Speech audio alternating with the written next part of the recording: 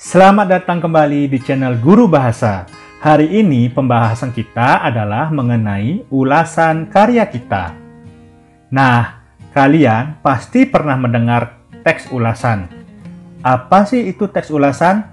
Nah, hari ini akan kita bahas semuanya.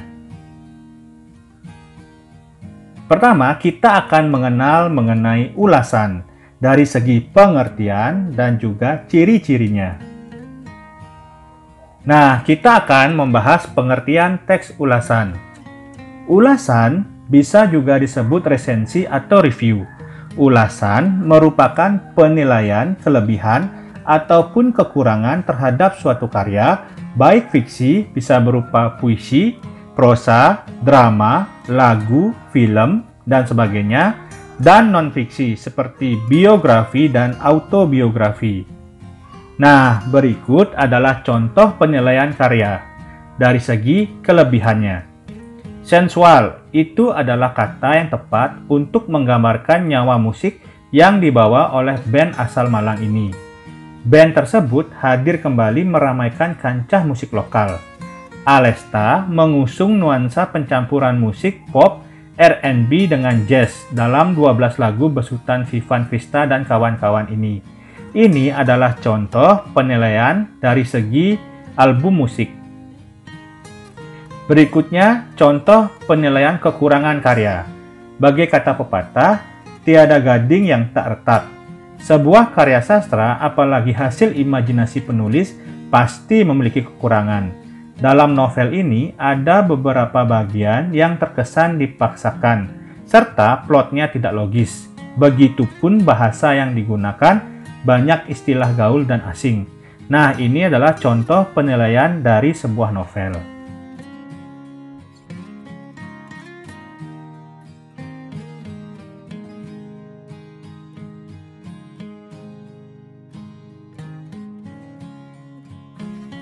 Selanjutnya, kita akan membahas ciri-ciri teks ulasan. Ciri-ciri teks ulasan adalah sebagai berikut. Pertama, menunjukkan pandangan atau opini penulis terhadap suatu karya. Kedua, opini yang disampaikan oleh penulis disertai dengan fakta-fakta yang terdapat dalam karya yang diulas. Ketiga, penilaian yang diberikan berkaitan dengan kelebihan dan kekurangan karya dari karya yang diulas. Yang keempat, membahas isi karya secara keseluruhan, mulai dari identitas karya, unsur-unsur karya seperti unsur intrinsik dan ekstrinsik, dan sebagainya. Lalu yang terakhir, berisi ajakan kepada penikmat karya untuk menikmati karya yang diulas.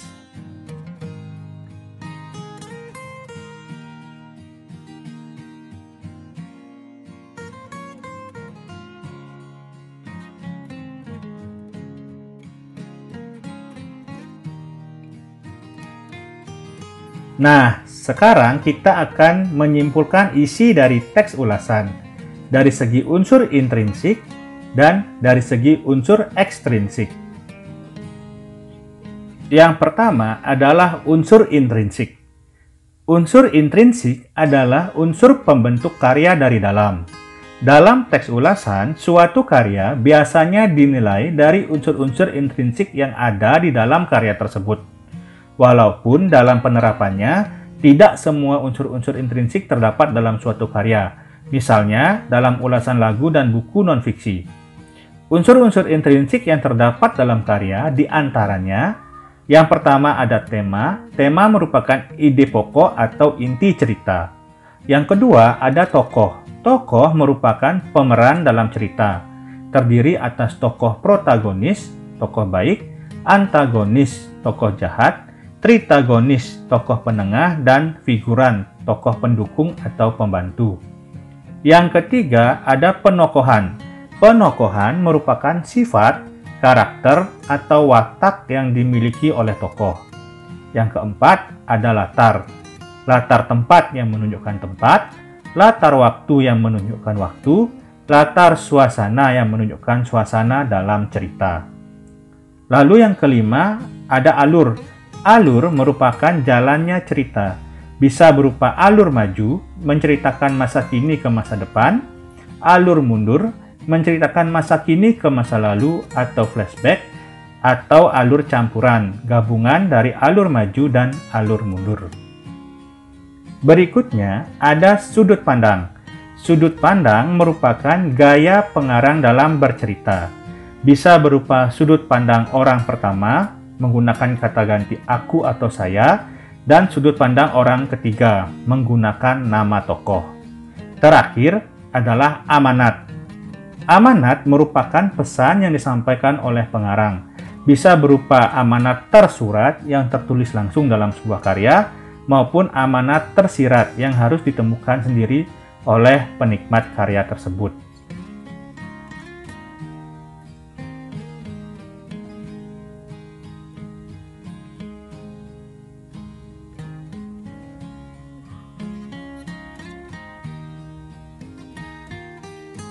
Berikutnya adalah unsur ekstrinsik. Unsur ekstrinsik adalah unsur pembentuk karya dari luar.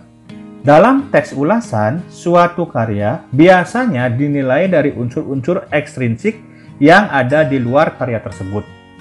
Walaupun berada di luar karya, namun unsur ekstrinsik masih berkaitan dengan karya yang diulas. Unsur-unsur ekstrinsik yang terdapat dalam karya diantaranya: pertama, latar belakang pengarang, merupakan profil atau identitas dari pengarang. Yang kedua, nilai-nilai karya. Nilai-nilai karya bisa meliputi nilai agama, nilai sosial, nilai moral atau kebaikan, nilai politik, nilai ekonomi, nilai adat istiadat, dan sebagainya. Berikutnya adalah penggunaan bahasa. Penggunaan bahasa yang dimaksud adalah bahasa gaul, bahasa asing, atau bahasa yang lainnya dalam suatu karya. Yang keempat, desain. Bisa berupa cover, tata letak, warna, gambar, dan sebagainya. Unsur-unsur ekstrinsik dalam karya tidak hanya terbatas pada 4 nilai ini, bisa juga yang lainnya.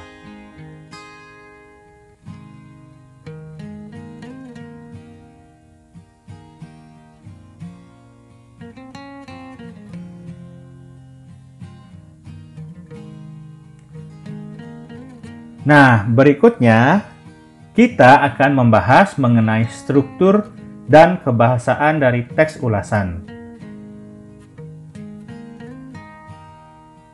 Nah, dalam pembahasan struktur teks ulasan ini, saya mengambil contoh novel yang berjudul The Number You Are Trying to Reach Is Not Reachable. Nah, novel ini adalah novel bahasa Indonesia, hanya saja judulnya yang menggunakan bahasa Inggris. Yang pertama, struktur yang akan kita bahas adalah identitas.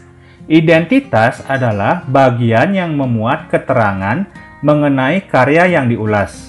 Identitas dapat meliputi judul, pengarang, penerbit, tahun terbit, tebal, cetakan, dan sebagainya. Nah, berikut adalah contoh identitas. Judul, The Number You Are Trying to Reach Is Not Reachable. Pengarang, Adara Kirana. Penerbit, PT Bukune Kreatif Cipta. Tahun terbit, 2017. Tempat terbit, Jakarta. Cetakan, kedua. Tebal 298 halaman.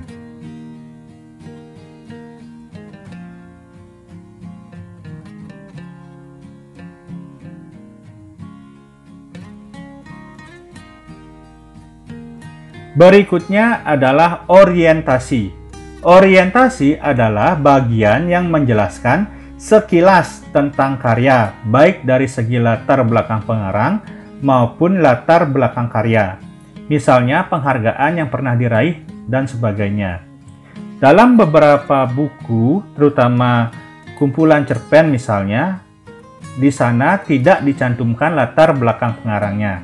Jadi, bisa menggunakan latar belakang karya, seperti kapan karya itu dibuat, penghargaan apa yang pernah diraih, dan sebagainya. Berikut adalah contoh orientasi. Adara Kirana lahir tanggal 6 Oktober beberapa tahun silam dengan nama Adara, tapi lebih senang dipanggil An di dunia maya. Suka baca dan nonton untuk mengisi waktu luang. Bisa ketawa karena hal-hal receh yang nggak jelas, tapi bisa serius juga kayak Hermione Granger. Orientasi ini bisa dilihat biasanya di halaman belakang dari sebuah karya.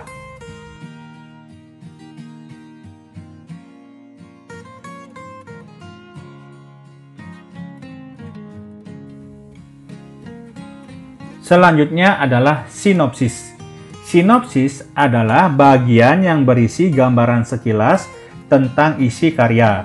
Sinopsis bertujuan agar orang merasa penasaran dengan suatu karya, khususnya karya yang sedang diulas.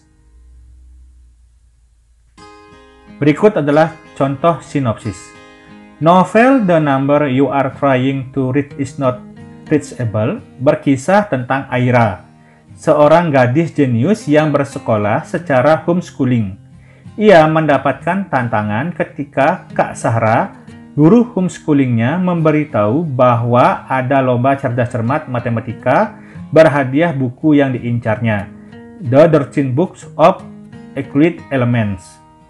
Dalam masa orientasi sekolah, Aira berkenalan dengan Kalila, Rio, dan Arka. Karena tak ingin dianggap aneh, Aira menyembunyikan kepintarannya dan berusaha berlaku sewajarnya anak SMA. Semenjak Rio membantunya mempelajari bahasa gaul dan telepon salah sambung ke Aka, Aira menjadi dekat dengan mereka. Bagaimana kelanjutan kisahnya? Apakah Aira selamanya tetap berbohong tentang kejeniusannya itu? Bagaimanakah kisah cinta Aira sendiri?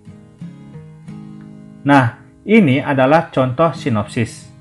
Usahakan dalam pembuatan sinopsis dapat merangsang rasa keingintahuan dari pembaca, penonton, maupun pendengar, sehingga ingin membaca, menonton, ataupun mendengar karya yang diulas.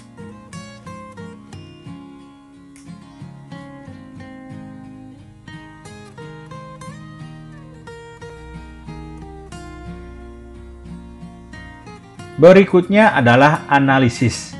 Analisis adalah pemaparan tentang unsur-unsur intrinsik maupun unsur-unsur ekstrinsik dalam karya. Dalam bagian ini hanya menyebutkan saja unsur-unsurnya. Berikut contoh analisis. Novel ini bertema remaja. Pemilihan warna sampulnya tidak mainstream.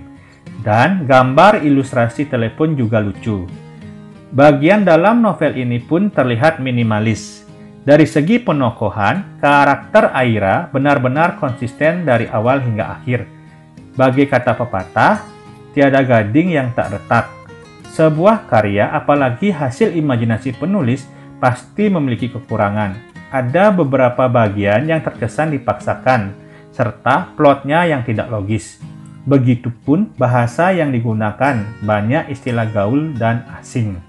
Nah, dalam analisis ini hanya menyebutkan unsur-unsur intrinsik dan ekstrinsiknya tanpa dijelaskan karena penjelasannya ada pada struktur ulasan yang berikutnya.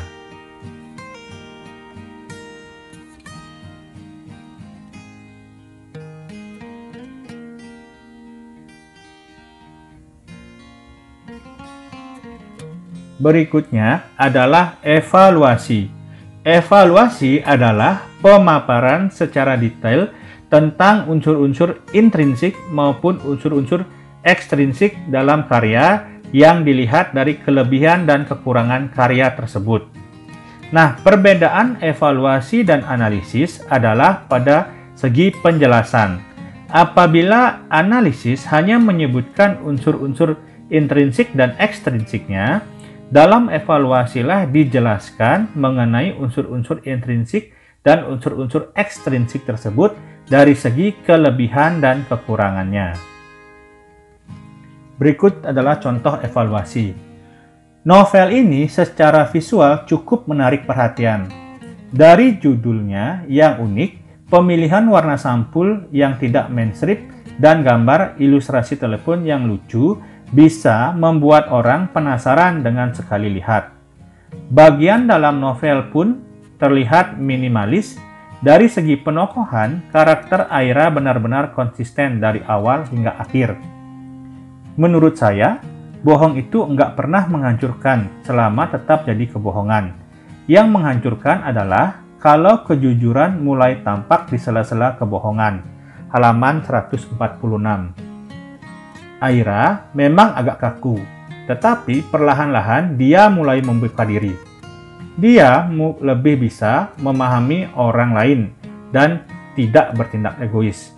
Dia menekankan kelebihannya agar orang lain juga bisa menerima dirinya dengan mudah, walaupun konsekuensinya menjadi konflik utama buku ini. Nah, ini adalah bagian evaluasi, menjelaskan secara detail unsur intrinsik dan unsur ekstrinsik yang hanya disebutkan saja di bagian analisis.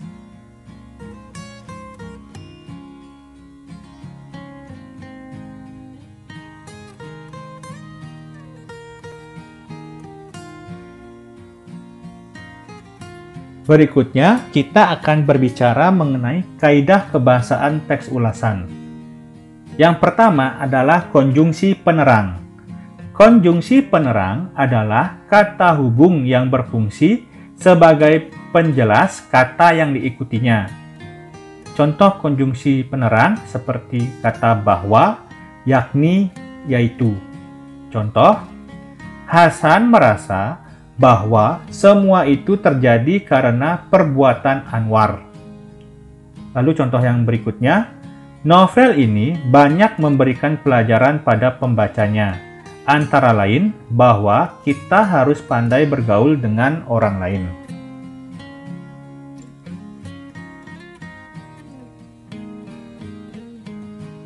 Selanjutnya, konjungsi temporal.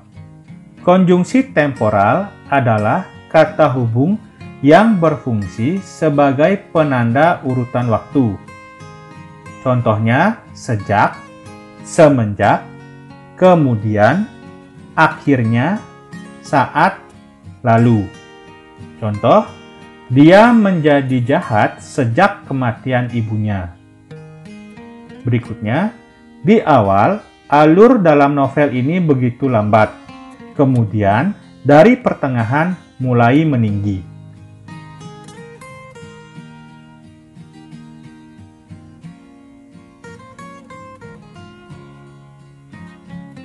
Berikutnya adalah konjungsi penyebab. Konjungsi penyebab adalah kata hubung yang menjelaskan suatu peristiwa terjadi atas sebab tertentu, seperti kata karena, sebab, oleh karena itu, oleh sebab itu. Contoh, Hasan cemburu karena hubungan Kartini dengan Anwar semakin dekat. Contoh berikutnya, keluarganya menderita sebab ayahnya suka berjudi.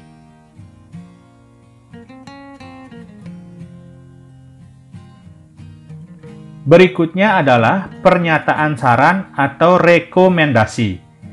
Merupakan pernyataan yang memuat saran atau usulan mengenai suatu hal, seperti kata jangan, harus, hendaknya. Contoh, kita harus selalu berpegang teguh pada agama. Kita hendaknya selalu menuruti perintah orang tua. Kita jangan pernah berprasangka buruk kepada orang lain.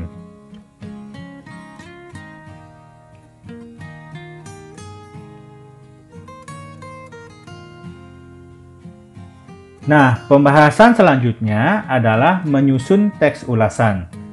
Apa saja hal-hal yang perlu kita perhatikan saat menyusun teks ulasan?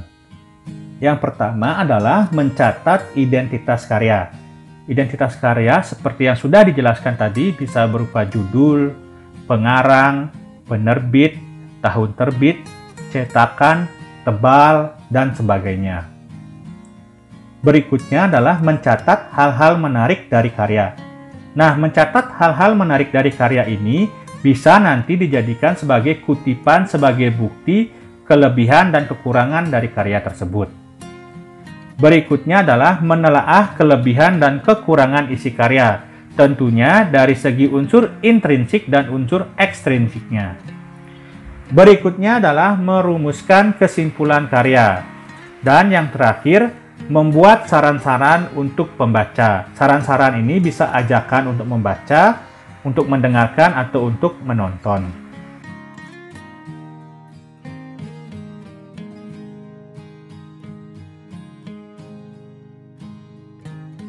Terima kasih sudah menyaksikan video ini.